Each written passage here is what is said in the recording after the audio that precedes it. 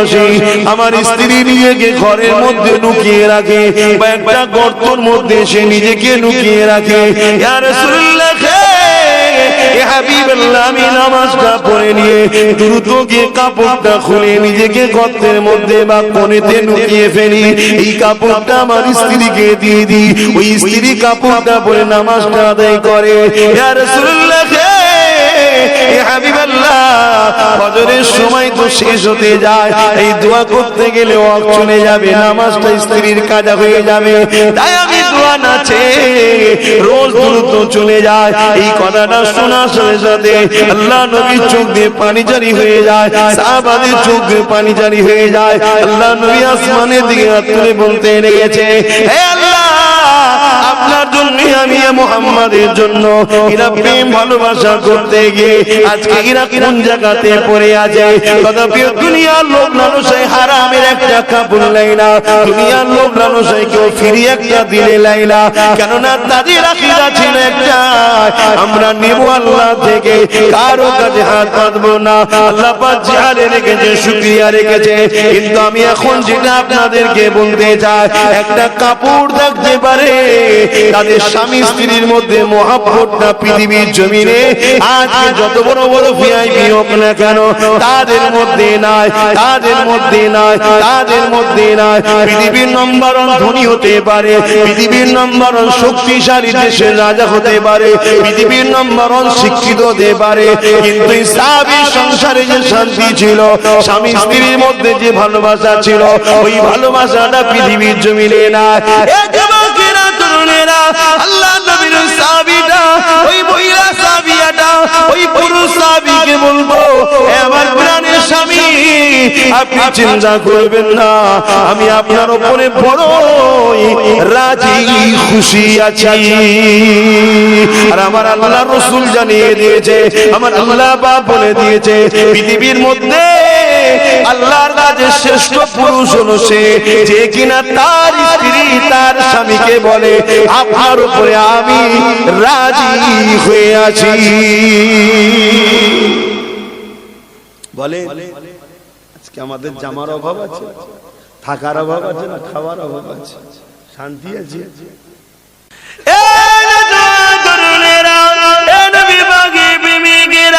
সামান্য পানি থেকে আমরা পালাবার যদি চেষ্টা করি, এর থেকে বড় লজ্জা আর কি হতে পারে?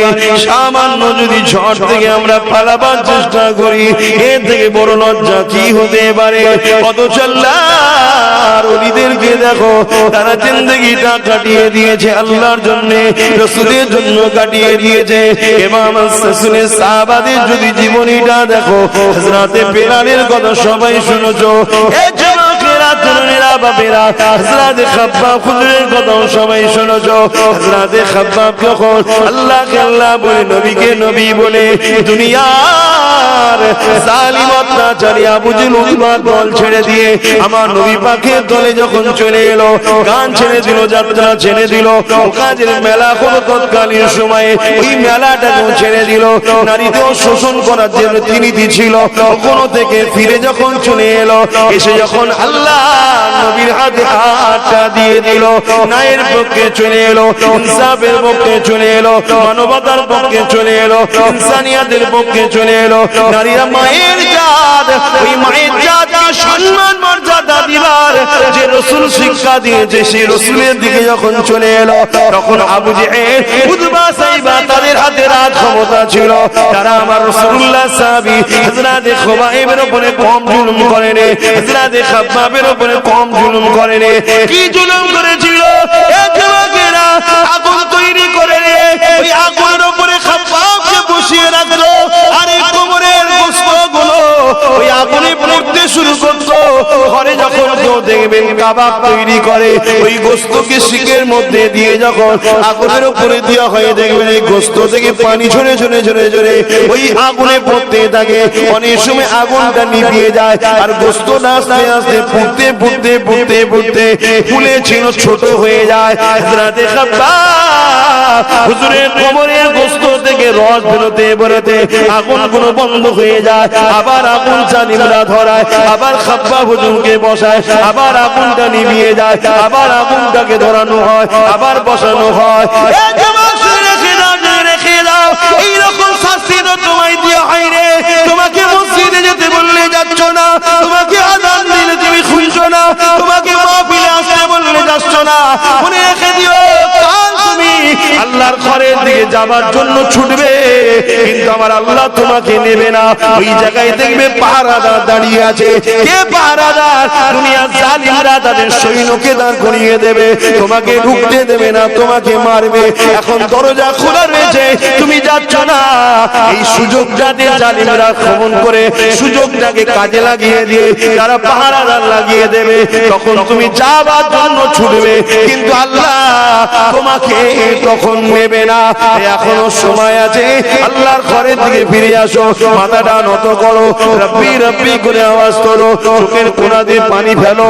আমার আল্লাহ নবী জানিয়ে দিলেন, ওই পানিটা যদি মাছির মাথা দিয়েও ক্ষুদ্র হয়ে যায়, আমার আল্লাহ পাক তাদেরও জীবনের গুনাহকে মাফ করে দেয়। নবী আমার আরো বলেছে, যদি তুমি কান্নার চেষ্টা করো কিন্তু চোখ দিয়ে পানি বেরোতেছে না, মুখটাকে কান্নার মতো করো। একজন বান্দা দেখলে যেন বলে, ওই বান্দাটা তার আল্লাহ পাকের কাছে কাঁদছে, ওই বান্দাটা তার আল্লাহর কাছে কাঁদছে, ওই বান্দাটা তার রহমান রহিম গফুরের কাছে কাঁদছে। ওই আমার উম্মত উম্মতি রে, আমি রাসূলুল্লাহ জানিয়ে দিই, আমার আল্লাহ এত দয়ালু, তোমার এই কান্নাওয়ালা মুখটাকে দেখে কান্নাওয়ালাদের সঙ্গে শামিল করে দিয়ে আল্লাহ তোমারও জীবনের গুনাহ মাফ করে দেয়। আরো জোরে বলুন সুবহান। আসো ভাই, আসো। আলেমদের দল, ওলিয়া উলিয়াদের দল, আল্লাহ ওয়ালাদের দল আমাদের সঙ্গে ছেড়ে দিয়ে যাদের সঙ্গে যেতে চাইছো তাদের সঙ্গে গিয়ে কি নিরাপদ দুনিয়াতেও পাবে? বলো বলো, নিরাপদ পাবে না? সেখানেও নিরাপত্তা নেই। সেখানে গেলে কি মরণ হয় না? মুসলমান ঘরের ছেলে মেয়েরা, তরুণেরা, আল্লাহ পাক কোরআনের মধ্যে জানিয়ে দিলেন, ইয়া আইয়ুহাল্লাযীনা আমানু তাকুল্লাহা ওয়া কুনু মা'আস সাদিকিন। হে বিশ্বাসী ইমানদারেরা, আল্লাহ ইমানদারদেরকে লক্ষ্য করে বলে, তোমরা আমি আল্লাহ আমাকে ভয় করো। ওয়া কুনু মা'আস সাদিকিন, এবং সত্যবাদীদের সঙ্গে উঠা বসা করো, সত্যবাদীদের সঙ্গে দল করো, সত্যবাদীদের সঙ্গে থাকো, সত্যবাদীদের স্পর্শে বসো, সত্যবাদীদের সঙ্গে সাথ দাও। এ যুবকেরা, তরুণেরা, বাপেরা, এই সত্যবাদী কারা? আল্লাহর কোরআন যাদের সম্বন্ধে আবার জানাচ্ছেন, সূরা ফাতিহার মধ্যে রয়েছে, ইহদিনাস সিরাতাল মুস্তাকিম। যারা মুস্তাকিম তারাই হলো সত্যবাদী। এই মুস্তাকিম কারা? আল্লাহর কোরআনে জানাচ্ছে, সিরাতাল্লাযীনা আন'আমতা আলাইহিম, যাদের উপরে আল্লাহ পাক ইনাম দিয়েছে। কাদের উপরে আল্লাহ ইনাম দিয়েছে? আল্লাহর কোরআন নিজে জানাচ্ছে, মিনান নবিয়্যিন ওয়াস সিদ্দিকিন ওয়াস শুহাদা ওয়াস সালিহিন। এই চার শ্রেণী হলো, এদের উপরে আল্লাহ পাকের বড় মেহেরবান নিয়ামত ওয়ালা।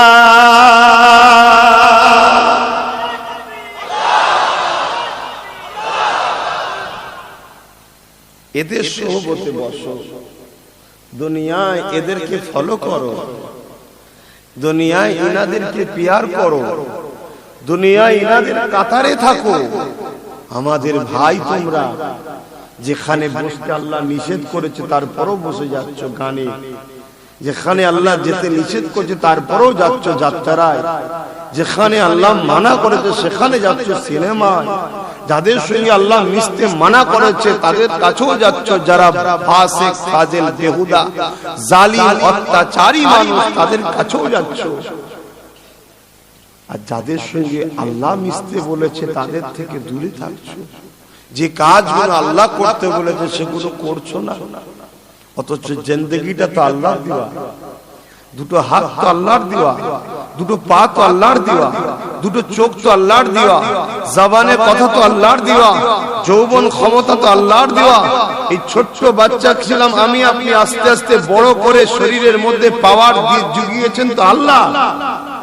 সেটা আল্লাহর রাস্তায় খরচ না করে কোন রাস্তায় খরচ করছো যুবক?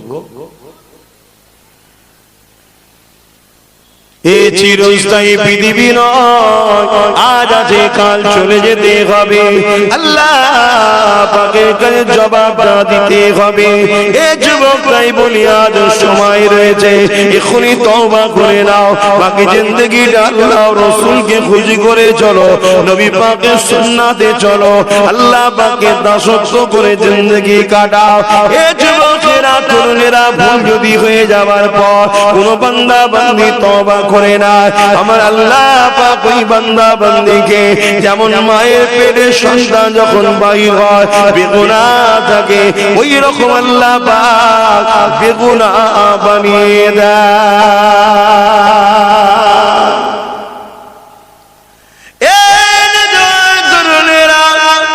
ভুল করো না, আল্লাহ থেকে দূরে সরে যেও না, আল্লাহ পছন্দ করেন সেগুলো করো না গো। আমার আল্লাহ যদি আমাকে মানুষ না বানিয়ে কুকুর বানাতো, লোকের ধরে ধরে যেতাম, লোক আমাকে ছিচি ছিচি করে তাড়াতো, সবাই আমাকে ঢিল মারতে থাকতো, সবাই আমাকে লাঠির মারে আঘাত করতে থাকতো। হায় রে জিন্দেগি, আল্লাহ আমাকে আশরাফুল মখলুকাত করলো, সেই আল্লাহ পাকের হুকুমকে মানতে পারলাম না, সেই আল্লাহকে খুশি করতে পারলাম না, আল্লাহর হাবিবের সুন্নতে জিন্দেগি কাটাতে পারলাম না, নবী পাককে আদব ও মুহাব্বত করতে পারলাম না। এ যুবকেরা তরুণেরা বাপেরা, এই জিন্দেগিটা আল্লাহ কেন দিয়েছে? এই জিন্দেগিতে কেন দুনিয়া জমিনে পাঠিয়েছে? কি কাজ আল্লাহ পাক করতে বলেছে? ওই কোন তোমাকে আমাকে করতে হবে, যদি করে যেতে পারি আল্লাহ পাক তোমার আমার জন্য চির শান্তির জান্নাত রেখে দিয়েছে। জান্নাত শুনেছি আমরা সবাই, জান্নাতের শান্তি কত জানে। এ যুবকেরা তরুণেরা, জান্নাতি দেখো যখন জান্নাতে নিয়ে যাওয়া হবে, রাস্তায় যেতে যেতে যেতে এত সুন্দর মনোরম পরিবেশ দেখে জান্নাতীরা মনে করবে এটাই হলো জান্নাত, ওখানে বসে পড়বে। আল্লাহর ফেরেশতারা বলবে না এটা নয়, এটা তো রাস্তা আরো আগে রয়েছে, চলো। তাদেরকে আবার নিয়ে যাওয়া হবে। কিছুটা যাওয়ার পরে আরো সুন্দর মনোরম পরিবেশ আসবে, সেটা দেখে জান্নাতীরা মনে করবে এটাই হলো জান্নাত, তারা সেখানে বসে পড়বে। আবার ফেরেশতারা বলতে লাগবে এ আল্লাহর বান্দা বান্দি রে, এটা জান্নাত নয়, আরো আগে আরো আগে। এইভাবে তাদেরকে নিয়ে যাওয়া হবে। যখন মেয়ে জান্নাতে ঢুকবে, জান্নাতের খাদেমা যাদেরকে হুর বলা হয়, তারা ইন্তজারে থাকবে, তারা আপনাকে আহলান সাহলান মারহাবা মারহাবা মুবারকবাদ ওয়েলকাম করে নিয়ে যাবে। এ যুবকেরা তরুণেরা যা শখ করবে, যেটাই খাবার ইচ্ছা করবে, শুধু অন্তরে জাহির হবে, সঙ্গে সঙ্গে আল্লাহ পাক জান্নাতি দিগকে সেই নিয়ামতের খানা খাওয়াবে।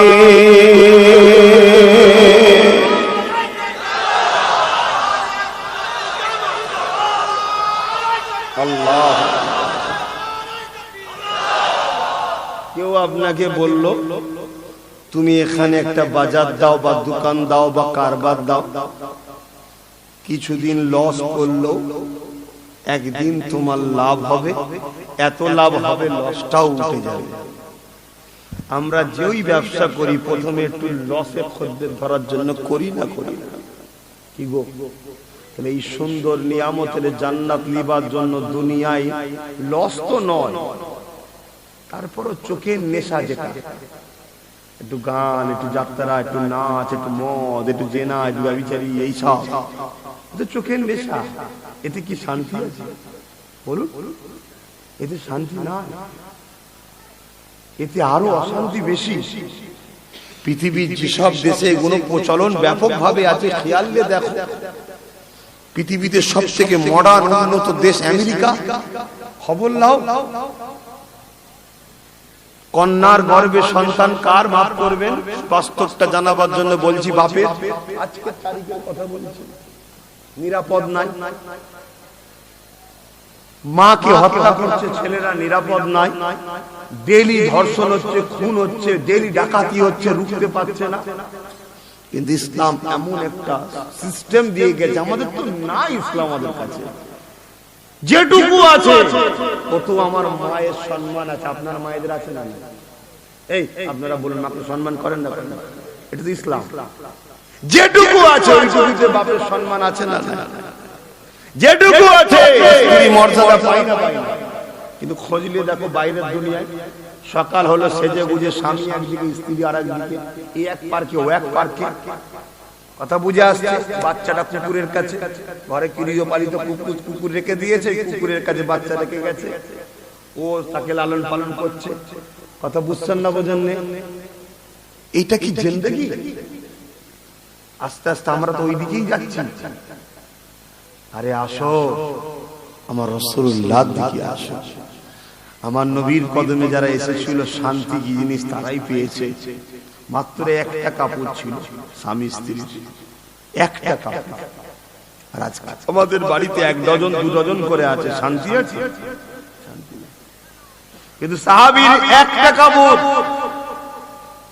রোজ ফজরের নামাজ পড়ে সালাম দেই, ফিরাই সাহাবী পালিয়ে যায়, দোয়া না করে চলে যায় ঘরে। একদিন এক সাহাবী রাসূলকে আগে থেকে বলে দিয়েছে, আপনার ওই সাহাবীটার নামাজ পড়েই সালাম ফিরিয়েই চলে যায়, দোয়া চাই না। আল্লাহর নবী পরের দিন সালাম ফিরিয়েই ঘুরে যায়, সাহাবী উঠে যাচ্ছে, এই সাহাবী যাচ্ছ কোথায়? চোখ দিয়ে পানি বেরোনো শুরু হয়ে গেছে। হুজুর আমাকে ইজাজত দেন, বসো। এত তারা কি হয়েছে তোমার? রোজ তুমি চলে যাও কেন? চোখ দিয়ে পানি ঝরছে। আল্লাহ নবী সাহাবী বলে, ইয়া রাসূলুল্লাহ, হাবিবাল্লাহ, আপনি যদি কিছু বলেন চুপ থাকাটা আমার জন্য ধ্বংসের কারণ হয়ে যাবে। কেন আপনার আদেশটা মানা হলো।